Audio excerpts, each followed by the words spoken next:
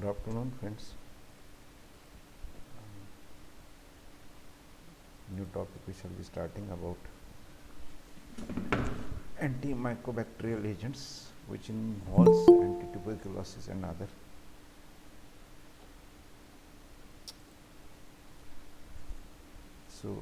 And other drugs.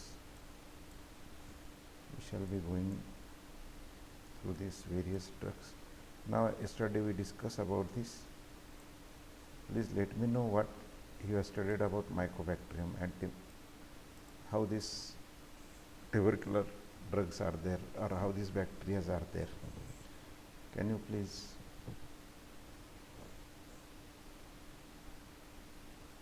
Yesterday we had a discussion to have that you will go through it, you will study through it, why they are different than other bacteria.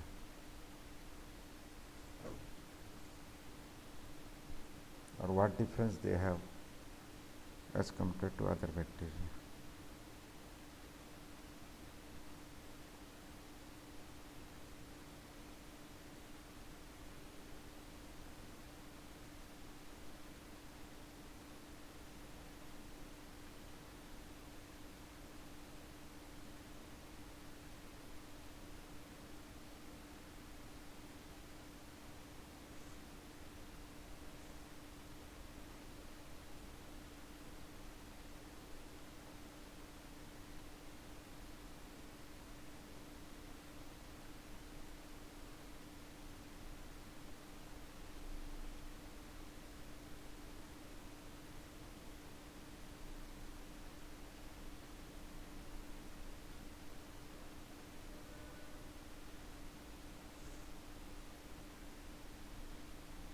Yes, they develop.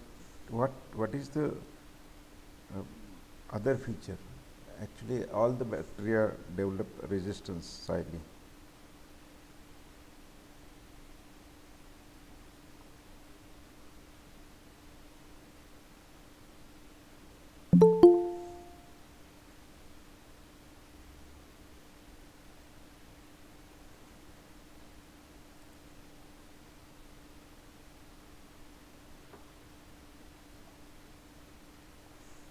They develop resistance is okay.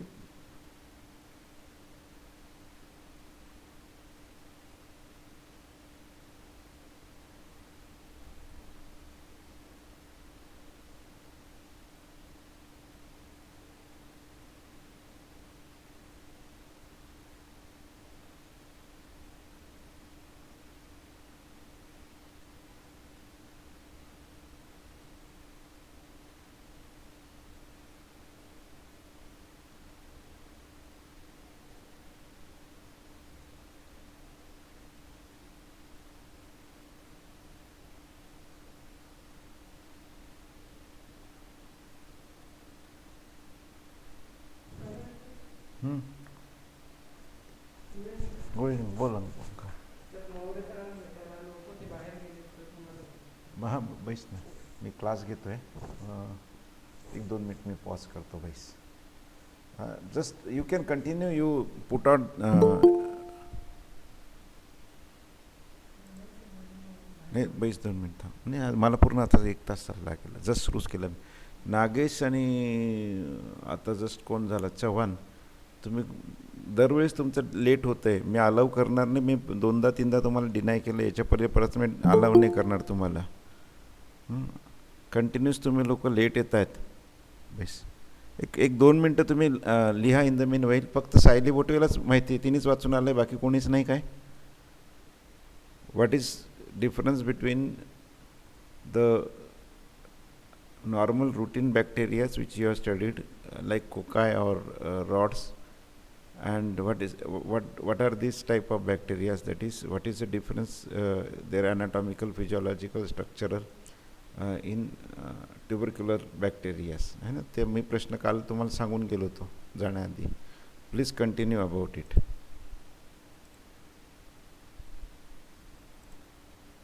Good information.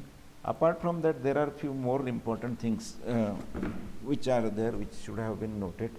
This is structural. And what about functional things?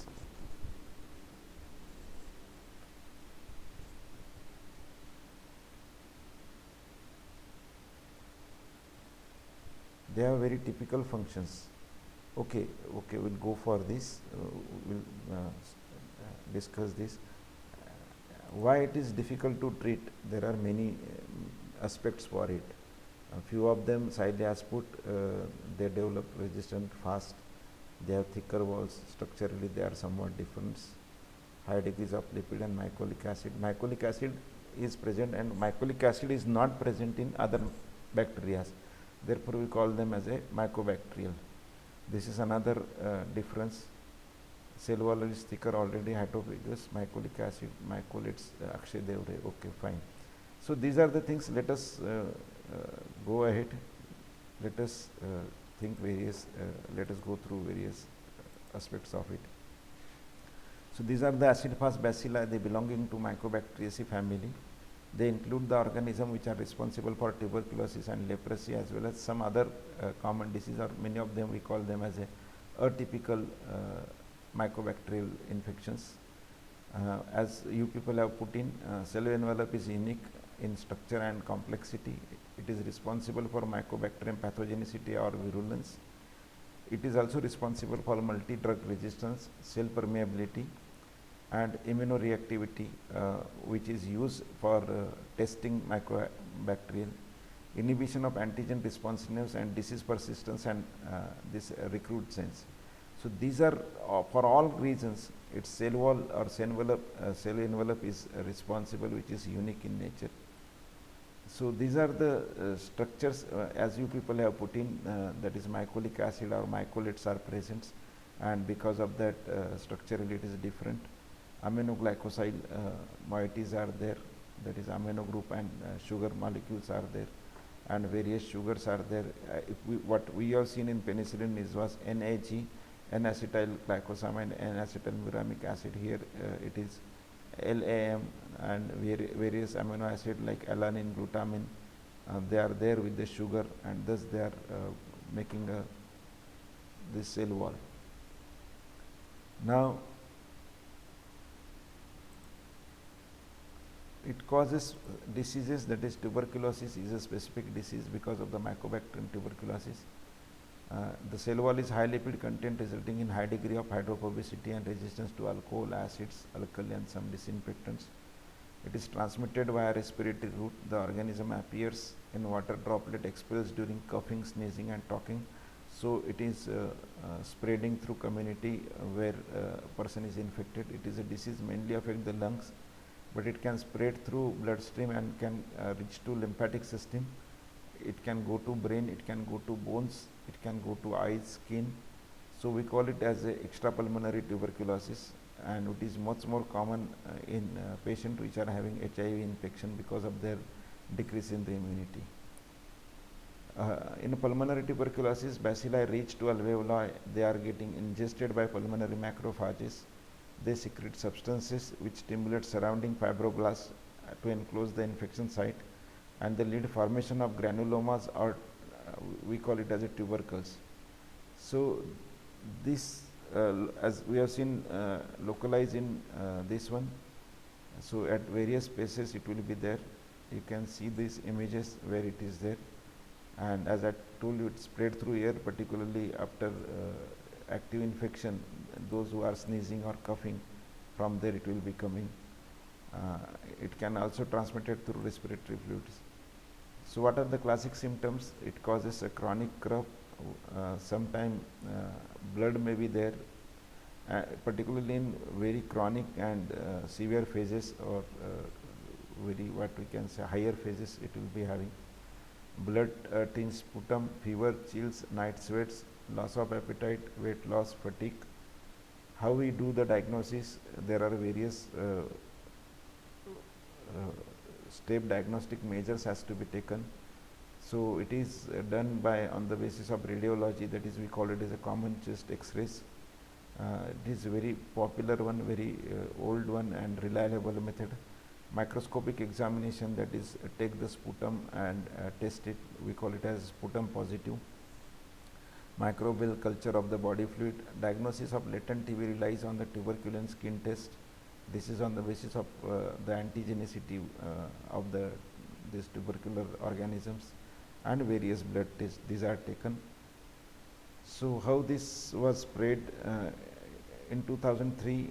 It has affected around 8.7 million people. Most of these in Asia and Africa. Small proportion in Europe and America. In India, there are around 2 million people. They develop active form of this disease. About 0.5 million die with TB every year in this country. So this is the epidemiology of this. You can see the dark yellow in the Africa is the most affected, and the Australia is the least. Darkest blue are there. These are the areas. While in America there are someone, and Asia is quite having high. Even India is having comparatively dark yellow color, means they are more there in the India. So this shows that there is a good prevalence in India. Now it is slowly growing microorganism and relatively resistant. This is one more important factor difference is there.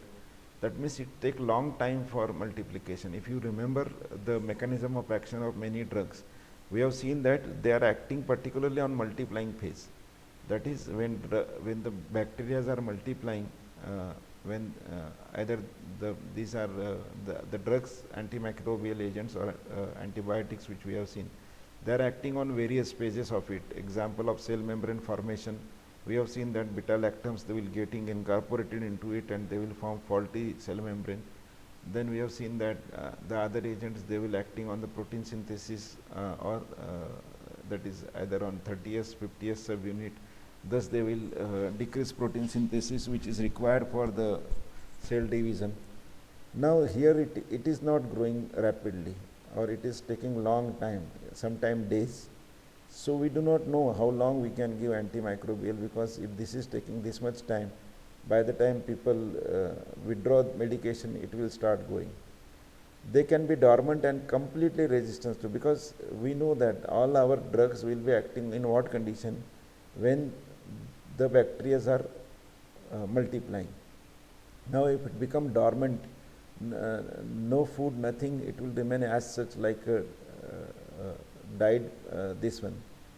Okay, and so no drug will be able to act on it until and unless it goes in a metabolic cycle, because if it is dormant, it will not using any kind of nutrient, any kind of, so we cannot have anti-metabolites or any kind of anti or structural affecting agents cannot be given. So the cell wall is impermeable to many agents, and therefore many antibacterial agents cannot get permeated and they can act. It may reside inside the macrophages, and thus it becomes inaccessible to drugs which are poorly penetrating into macrophages. This is another thing. It hides into these human cells like macrophages, and in that also it will remain dormant. So nothing will happen, it will remain there for long period of time, and when there is a favorable situation, it will start developing or growing. They are highly resistant in environment. They are capable of developing resistance to any single drug, because they are very, and any delay in the development of resistance, combination of several drugs is used, and it is very, very necessary. It is a rule rather, no single drug can be used in tuberculosis. In response to mycobacterial infection to chemotherapy is slow, the treatment is long lasting, it lasts not less than 6 months. So these are very typical things which are very peculiar with this agent. And there are various classifications we can have. We have got these agents. Just a minute.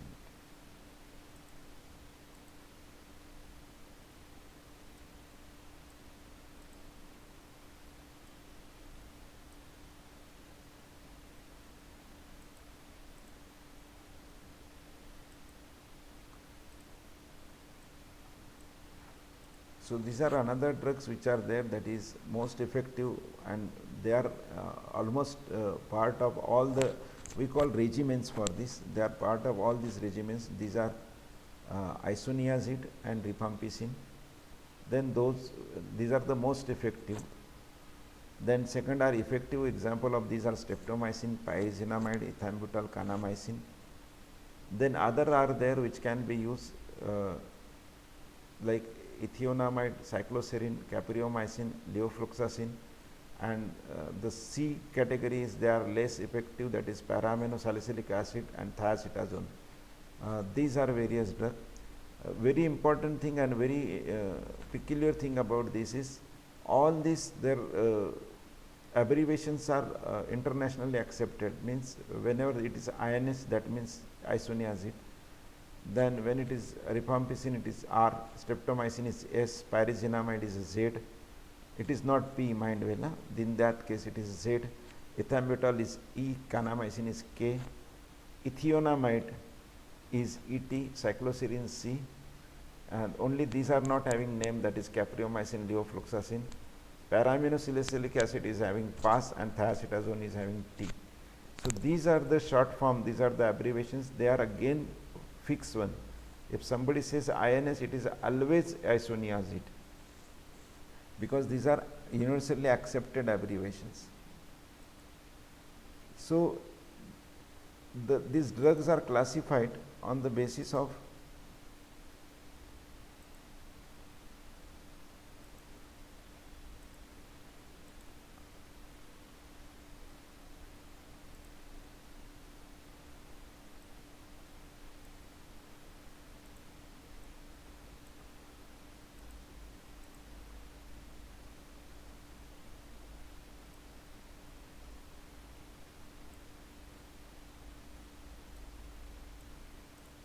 so drug can be considered as a second line instead. So first line, second line will be depending on various reasons. One, if the drug is not first line, that means it is less effective than first line drug. Example, para-aminosalicylic acid. Second thing, it may have good efficacy, good action, but it is having more toxic side effects than the first line. Example is cycloserine. Or it may be effective but unavailable in many developing countries. Example are fluoroquinolons. So these are the basis on which these first line, second line are there. So first line and second line, they are having comparatively more activity. First lines are comparatively more safe and easily available. On that basis, they are first line drugs. And the second thing is the second line are also effective, but comparatively they are having more toxic or adverse effects, and their availability may be a problem in certain places. The third line drugs includes drugs that may be useful but have doubtful or unproven efficacy, or comparatively they have still more toxic effects. So on that basis, we are having the classification or categorization of these drugs. We call them as a first line, second line, third line treatment. So what are the, according to antitypical efficacy, what are these? Just sorry. So what are the first line drugs into it? Isoniazid, rifampicin, ethambutol, pyrazinamide, streptomycin, they are the first line drugs. What are the second line drugs? That is amikacin, kanamycin, ethionamide, proethionamide, cycloserine, para-aminosalicylic acid, these are the second line drugs. What are the third line drugs? Rifabutin, it is analog of rifamycin or rifampicin. Macrolides like clarithromycin, linezolid, we have just seen clarithromycin or erythromycin, doxythromycin, etc. Linezolid, thiacetazone, vitamin D, and thioridazone. These are various anti-tuberculosis drug which are having a third line of the treatment. So how the drugs are acting, various drugs, what are their targets? We can have this figure which can explain it in brief. So this is the thick cell wall or cell membrane which is there, and it is rich in the mycolic acid and many lipids. Because of that it is not permeable. So what are the drugs which are having? Again, important thing is this is very important, that the mycobacterium can remain dormant. If it is dormant, then it is not doing any metabolic activity, but when it becomes activity, or when it has to replicate, or it has to make the next generations or cell divisions, then it will be having active metabolism. So in case of dormant, what will happen?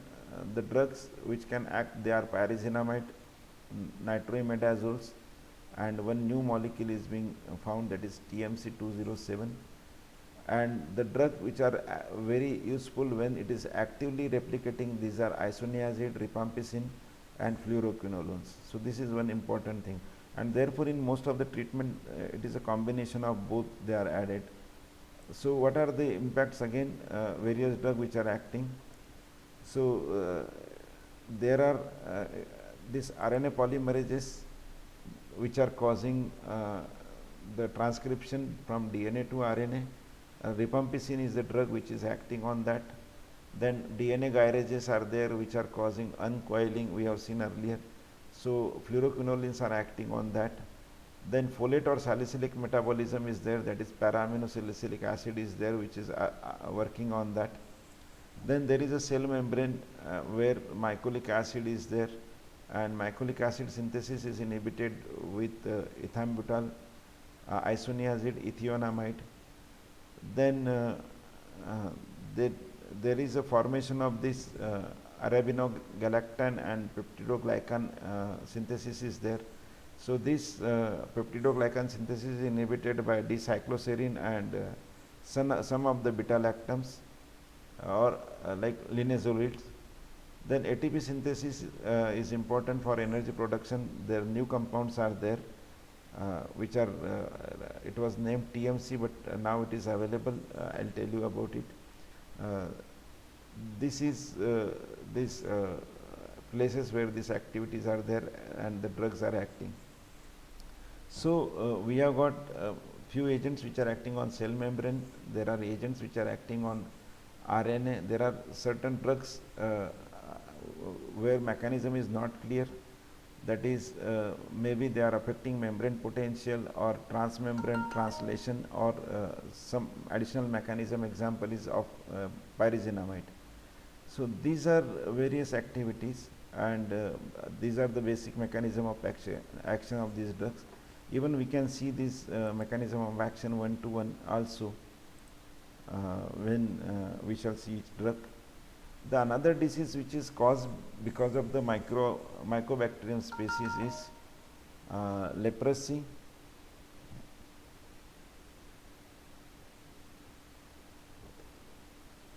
That is it's also called as a Hansen's disease, which is recognized by as a chronic granulomatous infection which is caused by mycobacterium leprae.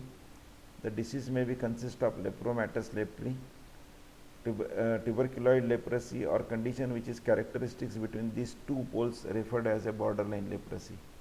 So lepromatous and tuberculoid, these are two things.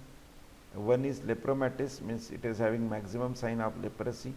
The tuberculoid, where maximum signs are or more signs are tuberculosis, and something is between them, is called as a borderline leprosy. Person to person contact appears to be means by which the disease is spread with the entrance into the body occurring through a skin or mucosa of the upper respiratory tract. Skin and peripheral nerves are regions most susceptible to attack, where the first signs of the disease consist of hypopigmented or hyperpigmented macules. Neuronal environment in the extremities will lead to muscle atrophy, resorption of small bones, and spontaneous amputation. So if somebody want to see, this is very dangerous, very severe one. Okay, we call it as a Kushta-Rog leprosy means, and it causes the detachment of the finger or such structures. So that gets spontaneous amputation because of that. Bones are damaged, neurons are damaged, and muscles will be damaged. So there are, because of that, this portion of the this body, they get removed automatically. When facial nerves are involved, corneal ulceration and blindness may occur. The identification of organism in skin or blood sample is not always possible, but detection of the antibody to the organism is effective diagnostic test, and it is done for the lepromatous form of the disease. Then another one more mycobacterium is there which is responsible for atypical, or it causes typical MAC or MAI. it is called as a disseminated mycobacterium avium and mycobacterium intracellular complex. So these are this MS, that is mycobacterium avium, or this intracellular complex. They are most common bacterial opportunistic infection in AIDS patient. Otherwise they are not there. Opportunistic means when the condition favors, then these are occurring. So they are opportunistic infections.